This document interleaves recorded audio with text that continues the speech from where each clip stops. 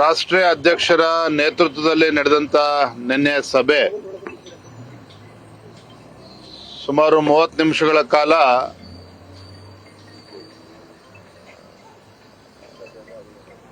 ಲೋಕಸಭಾ ಕ್ಷೇತ್ರ ಏನು ಅಭ್ಯರ್ಥಿಗಳು ಘೋಷಣೆ ಆಗದೆ ಉಳಿದಿದೆ ಆ ಕ್ಷೇತ್ರಗಳ ಅಭ್ಯರ್ಥಿಗಳ ಬಗ್ಗೆ ಚರ್ಚೆ ಆಗಿದೆ. ಎಲ್ಲವೂ ಕೂಡ ಒಂದು ಹಂತಕ್ಕೆ ಬಂದಿದೆ. ಅಂತಿಮವಾಗಿ ಬಹುಶಃ 22ನೇ ತಾರೀಕು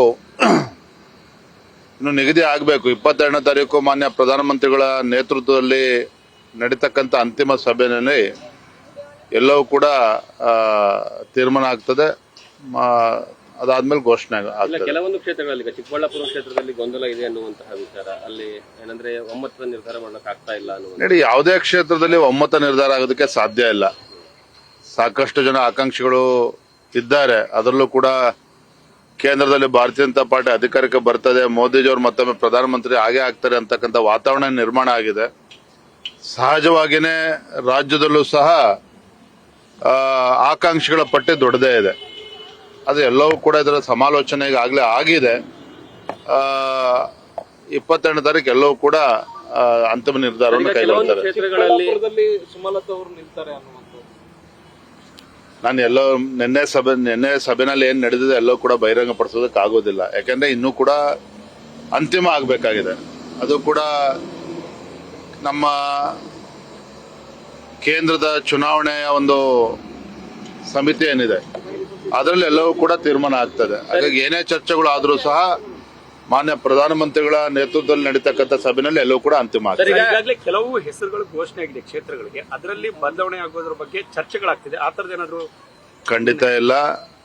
ಒಂದ್ಸಲ ಚುನಾವಣೆ ನಮ್ಮ ಸಮಿತಿ ಒಂದ್ಸಲ ಅಂತಿಮ ನಿರ್ಧಾರ ಕೈಗೊಂಡ್ಮೇಲೆ ಯಾವುದೇ ಬದಲಾವಣೆ ಆಗ್ತದೆ ಅಂತ ನನಗಂತೂ ಅನ್ಸೋದಿಲ್ಲ. ಒಟ್ಟಾರೆಯಾಗಿ ನನ್ನ ಎಲ್ಲಾ ಕ್ಷೇತ್ರ ಉಳಿದಂತೆ ಎಲ್ಲಾ ಕ್ಷೇತ್ರಗಳ ಬಗ್ಗೆನೂ ಕೂಡ ಚರ್ಚೆ ಆಗಿದೆ. ಪ್ರಧಾನಮಂತ್ರಿಗಳ ನೇತೃತ್ವದ ಸಭೆಯಲ್ಲಿ ಎಲ್ಲವೂ ಕೂಡ ತೀರ್ಮಾನ ಆಗಿದೆ. ರಾಯಚೂರು ಮತ್ತೆ ಉತ್ತರ ಕನ್ನಡ ಎರಡು ಕಡೆ ಕೂಡ ಹೆಚ್ಚಿನ ಆಕಾಂಕ್ಷಿಗಳಿದ್ದಾರೆ ಅನ್ನೋದ್ರ ಬಗ್ಗೆ ಕೇವಲ ರಾಯಚೂರು ಉತ್ತರ ಕನ್ನಡ ಅಷ್ಟೇ ಅಲ್ಲ, ಎಲ್ಲಾ 28 ಕ್ಷೇತ್ರಗಳಲ್ಲೂ ಕೂಡ ಆಕಾಂಕ್ಷಿಗಳಿದ್ದಾರೆ. ಎಲ್ಲವೂ ಚರ್ಚೆಯಾಗಿ 20 ಕ್ಷೇತ್ರಗಳಿಗೆ ಎಲ್ಲವೂ ಕೂಡ ಘೋಷಣೆ ಆಗಿದೆ. ಉಳಿದಂತ ಕ್ಷೇತ್ರಗಳಲ್ಲಿ ಯಾರ್ಯಾರು ಆಗ್ಬೇಕು ಅಂತಕ್ಕಂಥದ್ದನ್ನ ಸದ್ಯದಲ್ಲೇ ಘೋಷಣೆ ಆಗ್ತದೆ. ಸರ್, ಈಶ್ವರಪ್ಪ ಅವರು ಹೇಳಿದ್ದಾರೆ ಲೋಕಸಭೆ ಚುನಾವಣೆ ಆದ ಬಳಿಕ BY ವಿಜೇಂದ್ರ ಅವರು ರಾಜೀನಾಮೆ ಕೊಡುವಂತ ಪರಿಸ್ಥಿತಿ ಬರುತ್ತೆ, ಅವರು ರಾಜ್ಯಾಧ್ಯಕ್ಷ ಸ್ಥಾನನ ಕಳ್ಕೊಳ್ತಾರೆ, ನಾನು ಪಕ್ಷೇತರ ಅಭ್ಯರ್ಥಿಯಾಗಿ ನಿಲ್ಲೋದು ಸ್ಪಷ್ಟ ಅನ್ನೋ ರೀತಿಯಾದಂತ ಒಂದು ಹೇಳಿಕೆ ಕೊಟ್ಟಿದ್ದಾರೆ. ಈಶ್ವರಪ್ಪನವರು ಏನ್ ಹೇಳಿದ್ದಾರೆ ಅದ್ರ ಬಗ್ಗೆ ಪ್ರತಿಕ್ರಿಯೆ ನೀಡೋಕೆ ಹೋಗೋದಿಲ್ಲ.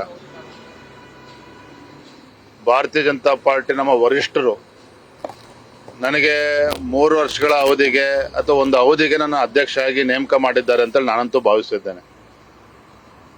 ಸೊ ಹಾಗಾಗಿ ನಮ್ಮ ರಾಷ್ಟ್ರೀಯ ನಾಯಕರು ಒಂದ್ಸಲ ವಿಜೇಂದ್ರ ಅವರು ಅಧ್ಯಕ್ಷರು ಅಂತ ಹೇಳಿ ಘೋಷಣೆ ಮಾಡಿದ್ಮೇಲೆ ಈ ರೀತಿ ನಿರ್ಧಾರ ಮಾಡ್ತಾರೆ ಅಂತಕ್ಕಂಥದ್ದು ನಾನು ಒಪ್ಪೋದಿಲ್ಲ.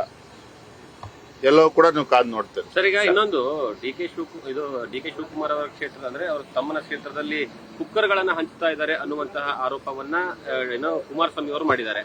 ಇದನ್ನ ನಿಜವಾಗ್ಲೂ ಅನ್ಸುತ್ತಾ ಅಥವಾ ಏನಂದ್ರೆ ರಾಜಕೀಯ ಪ್ರೇರಿತ ಅನ್ಸುತ್ತಾ ನಿಮ್ಗೆ? ಮಾನ್ಯ ಮಾಜಿ ಮುಖ್ಯಮಂತ್ರಿಗಳು ಕುಮಾರಸ್ವಾಮಿ ಅವರು ಹೇಳ್ತಾರೆ ಅಂದ್ರೆ ಉಡಾಫಿಯಾಗಿ ಯಾವುದನ್ನು ಹೇಳಿರಕ್ ಸಾಧ್ಯ ಇಲ್ಲ. ಮತ್ತೆ ಅವರ ಪತ್ರಿಕಾಗೋಷ್ಠಿಯಲ್ಲಿ ಕೆಲವು ಪ್ರೂಫ್ಗಳನ್ನು ಕೂಡ ಕೊಟ್ಟಿದ್ದಾರೆ. ಹಾಗಾಗಿ ಅವೆಲ್ಲವೂ ಕೂಡ ಚುನಾವಣಾ ಆಯೋಗ ತೀರ್ಮಾನ ಮಾಡ್ತದೆ. ಕರಡಿ ಸಂಗಣ್ಣ ಅವರು ಅಸಮಾಧಾನ ವ್ಯಕ್ತಪಡಿಸಿದ್ದಾರೆ, ನಮಗೆ ಟಿಕೆಟ್ ತಪ್ಪಿದ್ದಕ್ಕೆ ಯಾವುದೇ ಒಬ್ಬ ಕೇಂದ್ರದ ಅಥವಾ ರಾಜ್ಯದ ಬಿಜೆಪಿ ನಾಯಕರು ಇದುವರೆಗೆ ಮಾತುಕತೆ ನಡೆಸಿಲ್ಲ ಅಂತ. ಯಡಿಯೂರಪ್ಪನವರು 4-5 ಬಾರಿ ಅವರಿಗೆ ದೂರವಾಣಿ ಮುಖೇನ ಮಾತನಾಡಬೇಕು ಅಂತ ಪ್ರಯತ್ನ ಮಾಡಿದ್ದಾರೆ. ನಾನು ಕೂಡ ರಾಜ್ಯದ ಅಧ್ಯಕ್ಷರಾಗಿ ನನ್ನ ಕರ್ತವ್ಯ ಇದೆ, ನಾನು ಕೂಡ ಮಾತನಾಡ್ತಕ್ಕಂಥ ಪ್ರಯತ್ನ ಮಾಡಿದ್ದೇನೆ. ಅವ್ರ ದೂರವಾಣಿ ಕರೆಗೆ ಸಿಕ್ಕಿಲ್ಲ. ಕೊನೆಯವರ ಸುಪುತ್ರರಾಗಿರ್ತಕ್ಕಂಥ ಅಮರೇಶ್ ಕರಡಿ ಅವರ ಹತ್ರ ನಾನೇ ಸ್ವತಃ ಮಾತನಾಡಿದ್ದೇನೆ. ಮತ್ತೆ ಕರಡಿ ಸಂಗಣ್ಣವರು ಅಭ್ಯರ್ಥಿ ಆಗಬೇಕು ಅಂತೇಳಿ ಫಸ್ಟು ಸಭೆನಲ್ಲಿ ಹೇಳಿರ್ತಕ್ಕಂಥವ್ರು ಯಡಿಯೂರಪ್ಪನವರೇ. ಹಾಗಾಗಿ ಯಾವುದೇ ಒಂದು ತಪ್ಪು ಮಾಹಿತಿಯಿಂದ ಆ ರೀತಿ ಮಾತನಾಡ್ತಕ್ಕಂಥದ್ದು ಸರಿಯಲ್ಲ. ಎಲ್ಲರೂ ಕೂಡ ಕರಡಿ ಸಂಗಣ್ಣವ್ರ ಹೆಸರು ಹೇಳಿದ್ದಾರೆ. ಅಂತಿಮವಾಗಿ ನಮ್ಮ ಕೇಂದ್ರದ ವರಿಷ್ಠರು ತೀರ್ಮಾನ ಮಾಡಿದ್ದಾರೆ. ಸರ್, ಈಗ ಬಿಜೆಪಿಗೆ ಯಾವೆಲ್ಲ ನಾಯಕರಿಗೆ ಟಿಕೆಟ್ ಸಿಗ್ತಾ ಇಲ್ವೋ ಅವ್ರಿಗೆ ಕಾಂಗ್ರೆಸ್ ನಾಯಕರುಗಳು ಅಂದ್ರೆ ಗಾಳ ಹಾಕ್ತಾ ಇರುವಂತದ್ದು ಸ್ವತಃ ಸದಾನಂದ ಗೌಡ್ರೆ ಒಪ್ಕೊಂಡಿದ್ದಾರೆ, ಹೌದು ಕಾಂಗ್ರೆಸ್ ನಾಯಕರು ನಮಗೆ ಸಂಪರ್ಕ ಮಾಡಿದ್ದಾರೆ ಅನ್ನುವಂತಹ ವಿಚಾರಕ್ಕೆ ಸಂಬಂಧ ಕಾದ್ ನೋಡೋಣ ಇನ್ನು 2-3 ದಿನ ಏನೇನ್ ಆಗ್ತದೆ ಅಂತ. ಏನಪ್ಪ ಬಂಡಾಯ ನಾಯಕರಿಗೆ ಈಶ್ವರಪ್ಪ ಇರ್ಬೋದು, ಸದಾನಂದ ಗೌಡ ನಿನ್ನೆ ನಡೀತಾ ಏನಪ್ಪ ನಿನ್ನೆ ಬಂಡಾಯದ ಬಗ್ಗೆ ಇದು ಯಾವುದೇ ಚರ್ಚೆ ಆಗಿಲ್ಲ. ಉಳಿದಂತ ಕ್ಷೇತ್ರಗಳಿಗೆ ಯಾರ್ಯಾರು ಅಭ್ಯರ್ಥಿ ಆಗ್ಬೇಕು ಅನ್ನೋದ್ರ ಬಗ್ಗೆ ಚರ್ಚೆ ಆಗಿದೆ. ಒಂದು ಹಂತಕ್ಕೆ ಬಂದಿದೆ. ಸುಸೂತ್ರವಾಗಿ ಎಲ್ಲವೂ ಕೂಡ ಬಗೆಹರಿಯುತ್ತದೆ ಅನ್ನೋ ವಿಶ್ವಾಸ ನಮಗೆ ಸಂಪೂರ್ಣವಾಗಿದೆ. Okay sir.